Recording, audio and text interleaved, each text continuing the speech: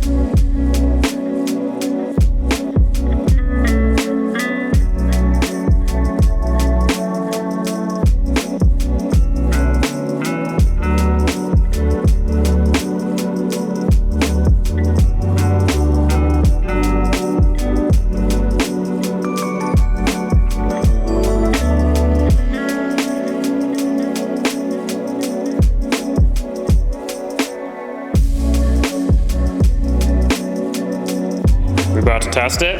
Yeah. Oh. Damn.